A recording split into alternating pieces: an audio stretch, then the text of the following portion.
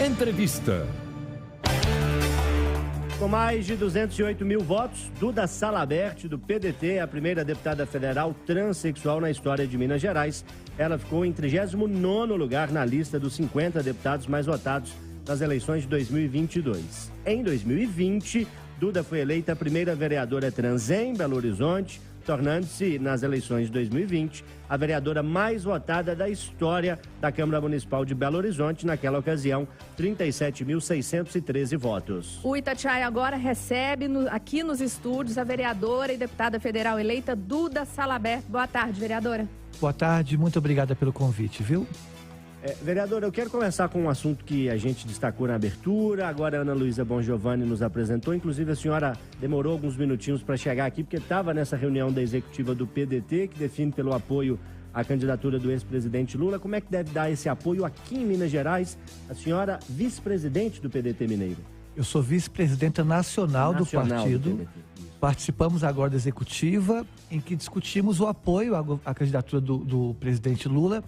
Por unanimidade, todos os membros da executiva apoiaram de forma irrestrita a candidatura do presidente Lula.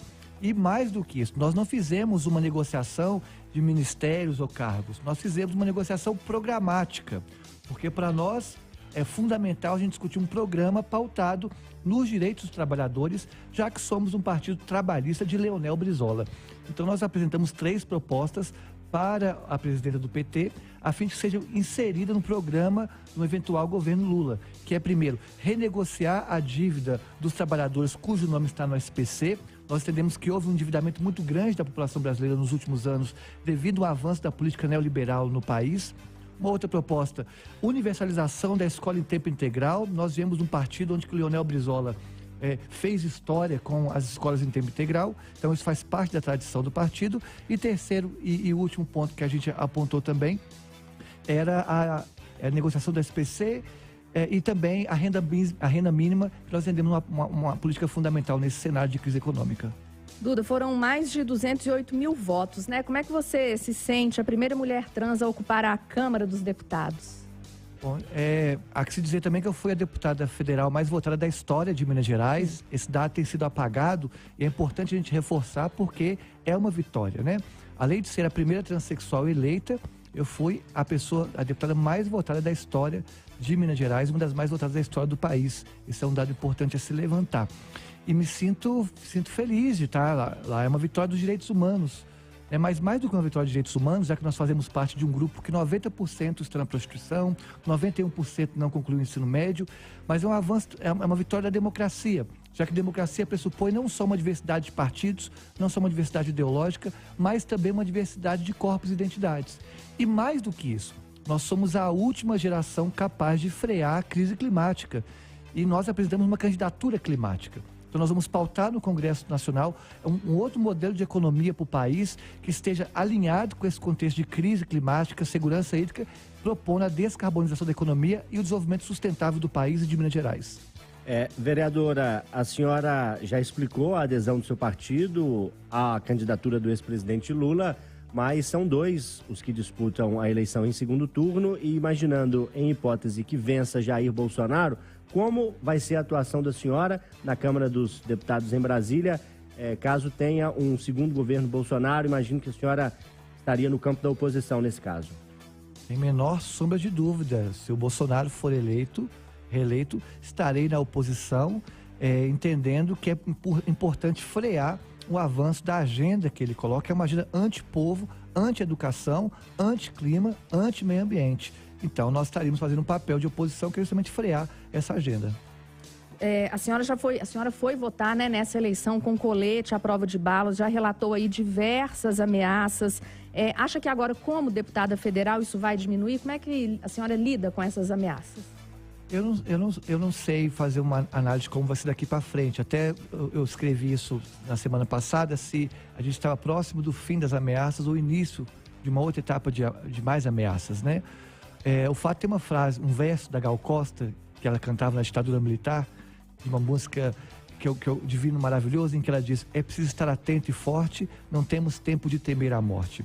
Nós estamos na maior crise econômica da história desse país, né, um aumento do desemprego absurdo, e estamos ainda sofrendo as consequências da pandemia, e essas consequências vão se agudizar nos próximos meses. Então, apesar do medo, apesar do colete à prova de bala, apesar da escolta, apesar de carros blindados, o nosso corpo está firme e forte para vocalizar um programa em defesa dos trabalhadores, da justiça social, ambiental e climática. A sua atuação na Câmara Municipal é o seu primeiro mandato eletivo, correto? Perfeito. O que a senhora vai levar de aprendizado da sua atuação na Câmara Municipal? O que a senhora pode replicar na Câmara dos Deputados em Brasília? O que a senhora aprendeu em Belo Horizonte que não deve ser feito lá em Brasília também? Quando eu fui eleito, me disseram que como seria a participação de uma travesti, de uma transexual, numa Câmara que foi considerada até então a mais conservadora eleita em Belo Horizonte. E nós conseguimos aprovar inúmeros projetos estruturantes para a cidade. Por exemplo, foi construção minha, né? O projeto foi assinado pelo Executivo, porque a assinatura tinha que ser Executivo, mas foi minha, de que... tá tocando até Divino Maravilhoso aí, né? Da Gal Costa. Gal. Mas uma construção nossa de que o projeto de dignidade menstrual, que prevê a distribuição gratuita de absorvente nas escolas municipais. Uma vitória importante. Conseguimos também criar com a Prefeitura um projeto de ecoalfabetização que prevê o plantio de mais de 50 mil árvores em Belo Horizonte, junto às comunidades escolares. Vai plantar árvore pai, mãe, aluno, reconectando as pessoas ao meio ambiente, e durante o plantio vai ter aula de educação climática, inclusive. A senhora prometeu plantar uma árvore para cada voto, né? Já conseguiu 37 mil e tantas árvores? Olha... Está contando? Tá contando. Já plantamos 3 mil árvores, mas nós estamos fazendo de forma responsável, porque o ideal é plantar de novembro a março, que é o período de chuvas. Mas nós transformamos isso em política pública. Né? Mais do que um ato de caridade ao meio ambiente, é uma política pública de ecoalfabetização que nós construímos. E há que se dizer que há outro fato histórico que está sendo pouco pontuado.